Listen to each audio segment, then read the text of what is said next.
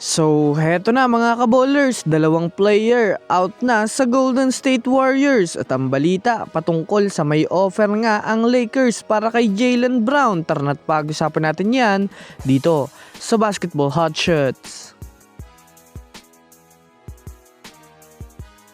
Well, una nga muna tayong dumako mga kabowlers sa balita patungkol sa mayroon na ngang offer ang Lakers para makuha si Jaylen Brown. Alam naman nga po natin sa ngayon na kasalukuyang available nga po ang Boston Celtics Finals MVP na si Jaylen Brown at lahat nga ng mga teams ay maaari na itong kunin sa pamamagitan ng sign and trade.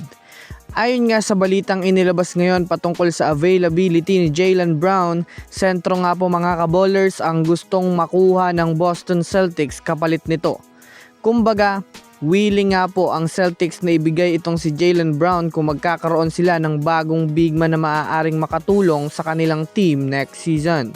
Kaya naman dahil nga po sa mayroong interes ang team ng Los Angeles Lakers, kasalukuyang ginawa na nga ng mga NBA experts itong Lakers ng paraan para makuha si Jaylen Brown. Ayon sa mga eksperto, kailangan ng Lakers i-trade sina DeAndre Ayton kasama sina Rui Hachimura, Maxi Kleber at ilan pang sa kanilang mga FDP o future draft picks. Well, kung susumadahin nga natin mga kabowlers, mayroong win-win situation dito. Dahil magkakaroon ng Celtics ng mga players na mayroong playoffs experience. Lalo na itong si DeAndre Ayton na may finals at playoffs experience. Kaya labas mga Lakers fans, ano ang masasabi nyo sa posibleng mangyaring trade na ito? I-comment nyo na yan sa ibaba. Samantala, pumunta naman tayo mga kabowlers sa balita patungkol sa dalawang player nga po ang out sa team ng Golden State Warriors. Well, sa ngayon nga po mga kabowlers ay marami nga ang nagtatanong kung magiging healthy nga ba ang Warriors next season. Well, kung iisipin nga natin ng mabuti, base sa kanilang current lineup ngayon ay literal na hindi nga talaga healthy ang kanilang lineup dahil sa mga player na mayroong mga tinamong injury. Kagaya ni na Moses Moody, Quinton Post, LJ Cryer, Jimmy Butler at Alex Tuhi. Ngunit sa kasamaang palad mga kabowlers, dalawang player pa dito sa nabanggit ay walang kasiguraduhan kung kailan makakabalik sa laro. Yan nga ay sina Moses Moody at itong si Jimmy Butler.